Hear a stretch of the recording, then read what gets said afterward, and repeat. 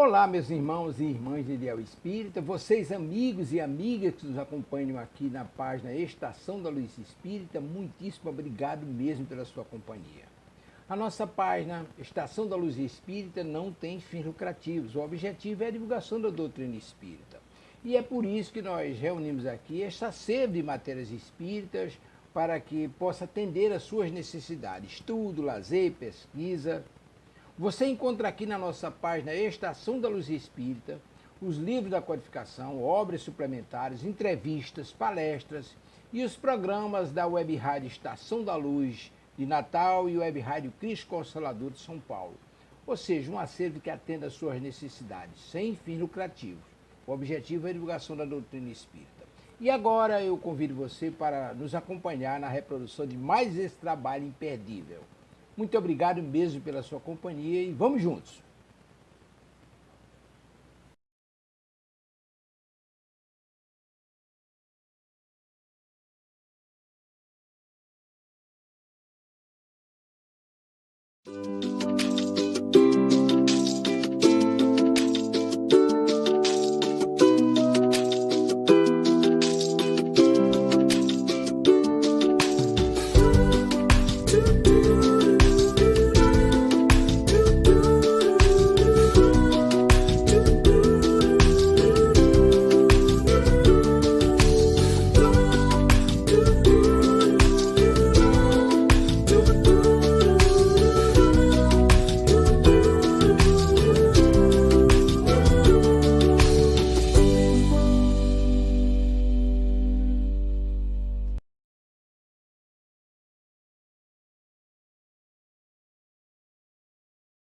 Pela Rádio Rio de Janeiro, Missionários da Luz.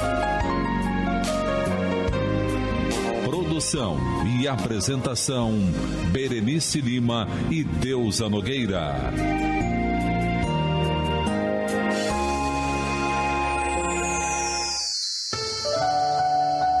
Continuando o nosso estudo no capítulo 12, Preparação de Experiências, é interessante porque ele se refere à reencarnação, porque agora começa toda a preparação para a reencarnação. E o André Luiz está passando em determinados departamentos onde se cuidam das nossas reencarnações.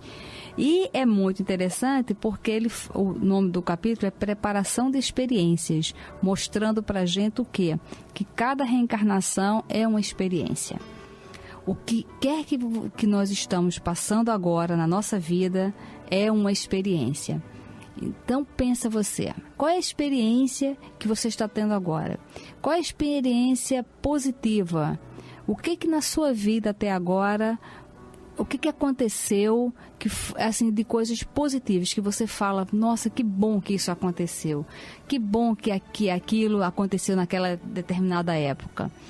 Porque sempre quando a gente avalia a nossa vida, a gente tem uma tendência a falar dos pontos negativos.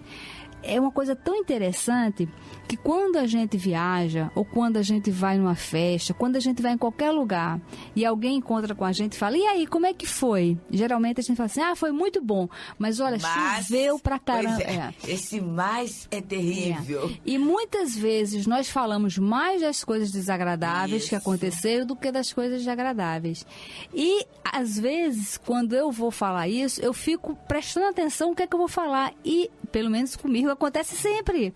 Eu estou sempre falando, foi ótima a viagem, mas olha, choveu pra caramba, fez um frio danado e tal. Na hora que eu me pego falando isso, olha, mas também, aí eu falo só das coisas boas. A gente tem que se educar. Exatamente. Só que isso é uma educação que a gente vai fazendo. Né? Exatamente. Porque essa questão da queixa, gente, Emmanuel fala que é viciação. Isso... A gente está viciado em se queixar, em reclamar, não é? Exatamente. Nós vamos numa festa, aí quando voltamos, a pessoa fala, aí foi legal? Foi legal sim, mas a comida teve um docinho lá que não estava bom.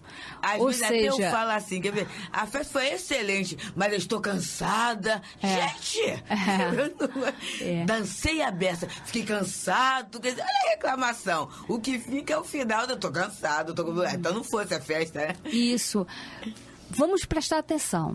Sempre quando a gente for perguntado como é que foi a viagem, como é que foi a festa, como é que foi alguma coisa, vamos prestar atenção, vamos ouvir o que a gente vai falar. Porque às vezes nós somos reclamonas e não percebemos. Exato.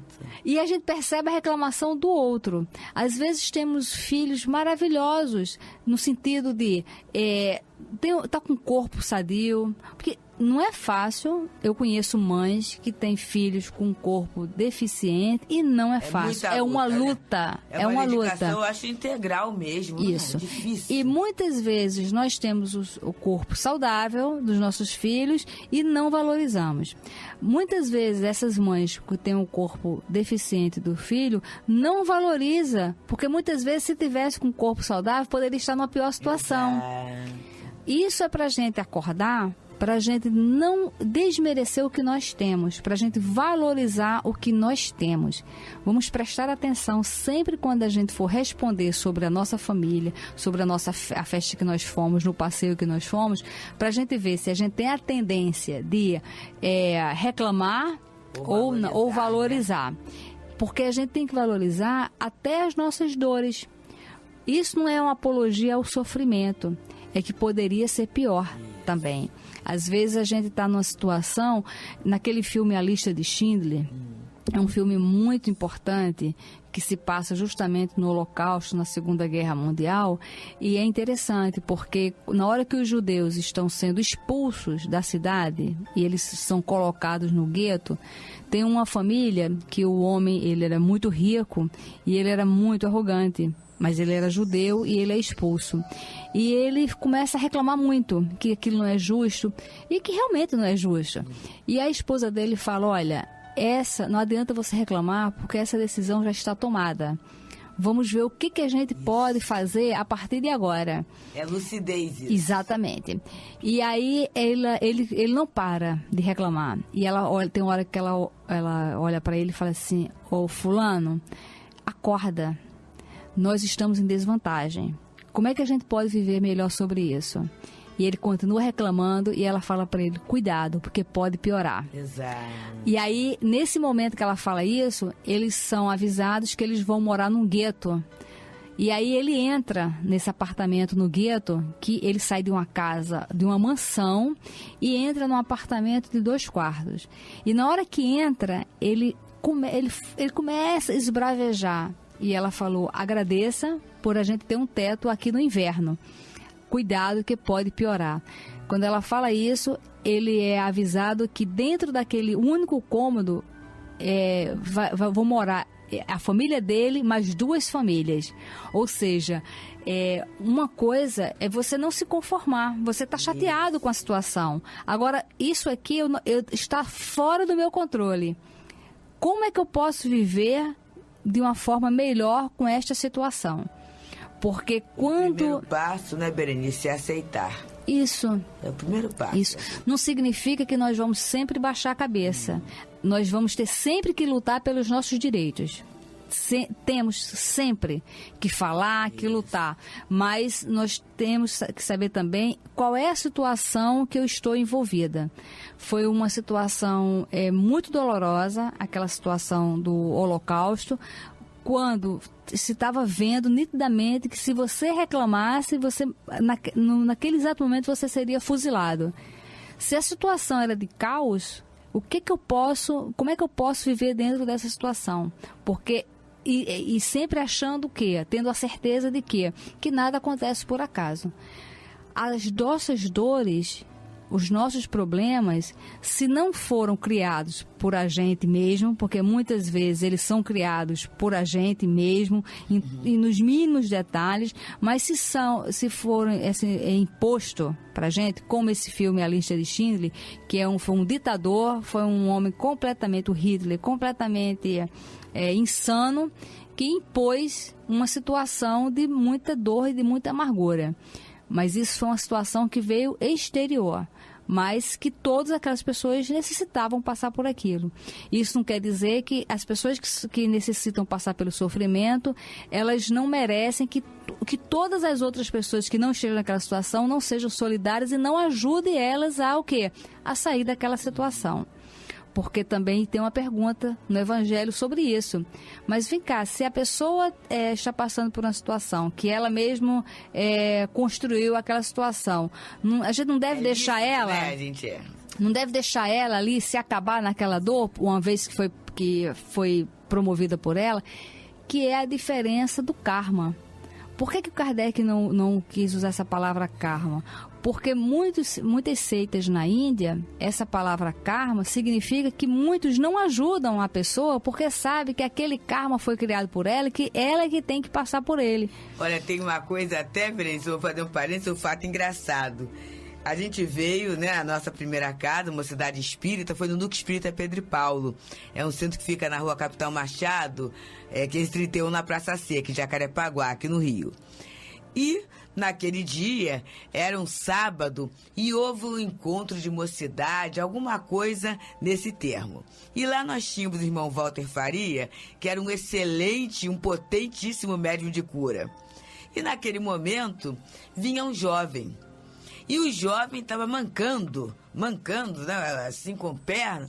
E ele, daquele jeito, brincalhão, mas é envolvido pela espiritualidade, falou assim: vem cá, meu jovem, que nós vamos tirar essa dor.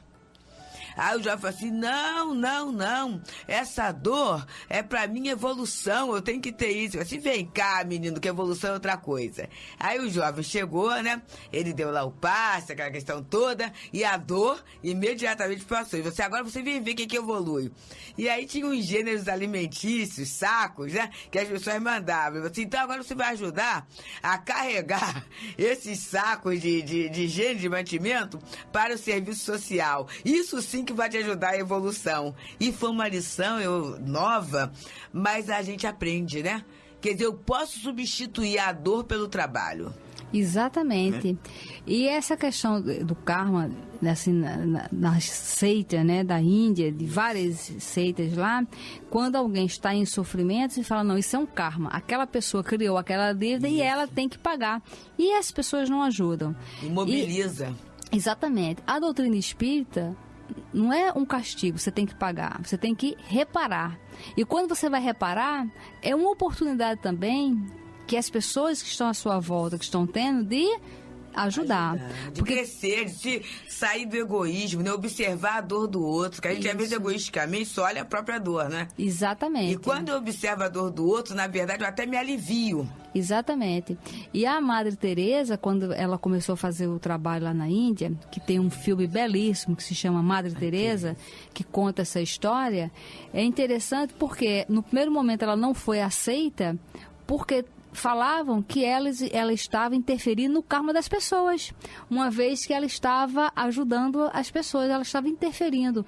Ou seja, um olhar totalmente equivocado. Isso. E até perceberem o bem que ela estava fazendo, isso aí levou um tempo. Ela foi assim uma pessoa não desejada no primeiro e no segundo momento, né? Porque muitas pessoas não entendem sobre essa questão. E às vezes nós podemos fazer essa leitura. Não, olha, foi fulano que se encalacrou com isso, então ele agora que resolva. Isso não significa que uma pessoa que está sempre metida em confusão o tempo todo, por uma escolha própria, são coisas diferentes. Então, tudo que a gente analisar, a gente tem que analisar com o quê? Com bom senso. Olha, essa pessoa ela está sempre envolvida nessa mesma situação. Ela quer isto, né? Para a vida dela. Então, não pode interferir no livre-arbítrio. Ajudar, né, o outro não é resolver o problema do outro. Não é isso. Ajudar é ajudar. É você dar um suporte para aquela situação, para aquela pessoa. Isso é que é ajudar. Então, o André Luiz aqui conversando, ele faz uma pergunta muito interessante. E aqueles que regressam à crosta, partindo das regiões mais baixas, terão o mesmo generoso auxílio? Isso significa por quê? Porque ele está lá na colônia e ele está dizendo: olha, em todas as colônias elevadas tem essa preocupação da reencarnação. E aí o ele André lembra Luiz... do pai, né? Isso. A história do pai, que a mãe dele mesmo falou, né? Que haveria de retornar para resgatar o pai. E o pai está numa situação difícil, né? Exatamente. Então, será que o pai recebe a mesmo auxílio, não é? Exatamente. E aí o André Luiz fala, olha, meu pai, na última encarnação, na Terra, voltou faz algum tempo à esfera carnal em condições bem amargas. Aí o Alexandre interrompeu e falou, compreendemos, se era ele criatura de razão esclarecida, embora não iluminada, permanecia após a morte em estado de queda e não deve ter voltado à bendita oportunidade da escola física sem o trabalho intercessório e forte ajuda de corações bem-amados de nosso plano. Nesse caso, terá recebido a cooperação de benfeitores situados em posições mais altas que lhe terão endossado as promessas no serviço regenerador. Se ele foi, porém, criatura em esforço puramente evolutivo, circunstância essa na qual não teria regressado em condições amargurosas, contou ele naturalmente com o abençoado concurso dos trabalhadores espirituais que velam na crosta pela execução dos trabalhos reencarnacionistas em processos naturais. E a gente vê o quê? Que realmente houve um trabalho intercessório da parte da mãe do André Luiz. E aí a gente vê, gente, mas mesmo assim, não é? Se não houvesse, Berenice, seria pela força das coisas. O que é a força das coisas? É a lei de Deus. Então, de qualquer jeito, nenhum de nós está desprotegido. Porque às vezes eu posso pensar assim, mas eu não tenho mérito, né? Para ter uma reencarnação planejada. Mas, de qualquer jeito, está planejado o meu progresso. É lei. E é muito interessante porque a mãe do André Luiz é um espírito bastante elevado. Isso. Tanto que ela nem mora na colônia Nosso Lar. Para ela visitar a colônia Nosso Lar, ela tem que se materializar. Por quê? Porque ela tem um corpo espiritual mais sutil. E ela vai reencarnar, vai ser a esposa do marido que está nas trevas, entendeu? Por quê? Porque foi um homem que mentiu a vida toda. Isso. Foi um homem de dupla personalidade, que ele tinha família em casa, ele mantinha um relacionamento com 2 outras mulheres, enganava essas 2 outras mulheres também, porque prometia fidelidade a essas 2 mulheres. Ele era uma pessoa avarenta, ele era uma pessoa totalmente ligada à matéria e casado com a mãe do André Luiz. Então, ela desencarna, vai para um mundo, uma colônia bem melhor, e ele é arrastado para o umbral. E agora a programação reencarnatória ela vai reencarnar, ela vem desse plano bem acima da colônia Nosso Lar, ela vai reencarnar, e ele vem lá do umbral, que também vai reencarnar, e vão se encontrar no planejamento reencarnatório, vão ser marido e mulher. E as 2 moças, né, que eram 2 prostitutas, onde ele alimentava aquela prostituição e as enganava emocionalmente, são elas que arrastam ele para o umbral, porque tem um vínculo com ele, de mentira, de afinidade. Elas vão reencarnarão como as 2 filhas do casal. Então, olha como a gente faz a avaliação errada. Vamos imaginar que a gente encontra essa família. A mãe do André Luiz, o pai... A mãe do André Luiz vem lá de uma colônia maravilhosa. Ele vem lá do umbral com 2 filhas do umbral. Vai ser uma família desorganizada. Porque vão ser muito 3 contra 1. Né? Vão dar muito trabalho. O que a gente pode falar quando a gente vê uma família dessa? Vai dizer assim, nossa, essa mulher aí, ela deve ter aprontado todas, hein? Tá sofrendo né? Para ter um marido desse. E essas filhas da pá virada... Ou então não deu limite, né? Olha só, não tá educando, olha que coisa horrível, né? Como é que pode? Quem sabe ela tá até se fingindo de santa, mas sabe lá que exemplos teve dentro de casa. Olha o julgamento, né? Isso. Olha o julgamento. E a gente pode falar, pois né? Para essa mulher nascer com esse marido e com essas filhas, boa coisa não foi no passado. E a gente tem o hábito de fazer essa avaliação, principalmente quando a gente tem noção das vidas passadas, quando a gente tem noção do planejamento reencarnatório. No primeiro momento a gente faz essa avaliação, quando na verdade ela é uma luz que veio ali guiar, né? Ela veio com a proposta de guiar. Se os 3 vão seguir a luz, a proposta é que sigam, mas ninguém sabe se eles vão conseguir. Isso é importante porque, para quando a gente perceber que a gente tem algum relacionamento com uma família assim conturbada, fazer preces intercessórias por aquela família, para fortalecer aquela família, porque deve ser muito difícil também para um espírito que reencarna também, né? Já teve uma vida conturbada, aí vai depois para o umbral, reencarna, ou seja, é um esforço muito grande muito também para sair da lama e se limpar da lama. Porque a lama pesa. Isso, muito. E entranha. Então, pra gente, se imagina você caindo na lama e depois tendo que se levantar, andar e se banhar. E tirar toda aquela sujeira. Ou seja, dá muito trabalho. E ele continua. O André Luiz fala que, em face dos esclarecimentos do instrutor, entendi as diferenças e tranquilizei o coração. Fosse porque a palestra escalpelara melindroso assunto de família humana, fosse pelo propósito de me deixarem a sós com as minhas profundas reflexões naquele extenso gabinete de serviço, o orientador e o assistente entraram em silêncio, compelindo-me a rebuscar novos motivos de conversação para o meu aprendizado. Passei, então, a observar detidamente os modelos masculino e feminino, não longe de meus olhos. Muito gentil, Josino pousou a destra de leve nos meus ombros e falou-me: André, aproxime-se das criações educativas. Você lucrará muito observando de perto. E o André fala: não contive um gesto de agradecimento e afastei-me dos 2 respeitáveis amigos, acercando-me das figurações ali expostas. A gente lembra que essas figurações que ele está falando são 2 estátuas que tem lá na entrada desse departamento, uma do corpo masculino, outra do corpo feminino, de uma forma transparente, como se fosse de acrílico, mostrando como funciona todos os nossos órgãos. Imagina você olhar o corpo de uma pessoa de uma forma transparente e ver o rim funcionando, o fígado, o intestino, o coração, tudo ali funcionando. E ele está assim extasiado com o que ele está vendo.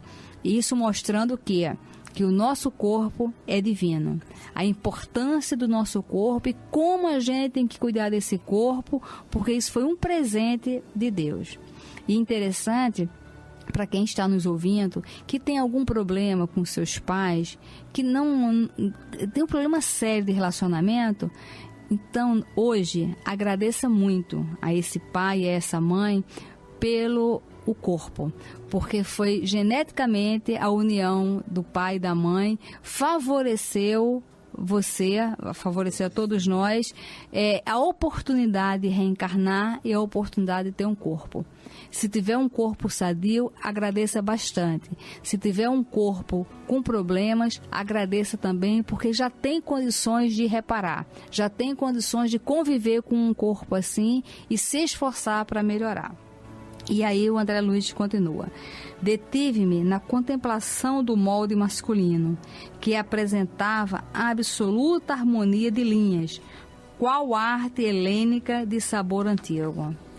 O modelo, estruturado em substância luminosa, constituía, a meu parecer, a mais primorosa obra anatômica até então sob minha análise. Semelhava-se àquela figura humana imóvel a qualquer coisa divinal. Fixei-lhe as minuciosidades com espanto. Nunca vira semelhante perfeição de minudências fisiológicas. Toda a musculatura estava ali formada em fibras radiosas, desde o frontal ao ligamento anular do tarso. Viam-se fios de luz simbolizando as regiões diversas da musculatura em geral.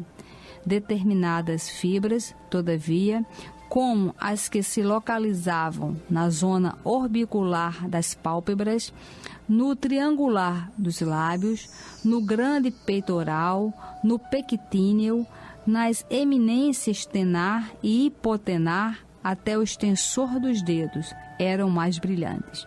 interessante que todos esses nomes que ele está falando aí, nós temos. A gente tem tudo isso no corpo, né? Se a gente faz uma criancinha, tia, tem tudo isso no meu corpo? Tem. É o nome, ele está dando os nomes técnicos, porque ele, como médico estudioso, sabe, né? Mas a gente tem. Exatamente. Quando você estiver passeando no shopping, entra numa livraria, pega um livro de anatomia, aquele atlas anatômico. Pega um atlas daquele e abre aleatoriamente e contempla aquele corpo que você vai ver ali naquele atlas, porque aquilo é um patrimônio nosso. E muitas vezes nós lutamos muito para ter esse patrimônio. E às vezes a gente não valoriza. A gente tem um corpo que nos leva aos lugares, que nos proporciona o trabalho, um cérebro que nos ajuda a pensar, e às vezes nós malbaratamos esse corpo. Quem tiver acesso à internet, procura na internet como é que funciona o organismo humano. E é bonito que tem site que aparece esse trabalho do André Luiz, né? Tem eu não sei o site, mas vocês podem ver pelo Google, assim, é o corpo funcionando, em que aparece mesmo alguma coisa transparente e a gente vai clicando nos órgãos e vai aparecendo, dando a explicação. É muito legal a gente olhar, né? Exatamente. Temos a opção da internet, temos a opção do livro. Quem não quiser comprar, não tem importância, vai numa livraria, olha, mas valorize. E mesmo que você tenha um órgão que esteja com problema, também valorize ele, porque é este probleminha que está te proporcionando pensar no corpo. Muita paz. Muita paz, irmãos.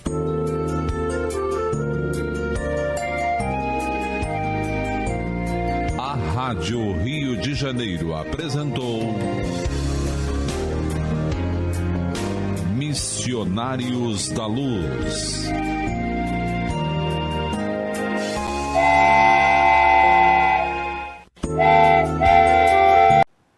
Chegamos ao final da nossa atividade. Muitíssimo obrigado mesmo pela sua companhia e espero você no próximo evento.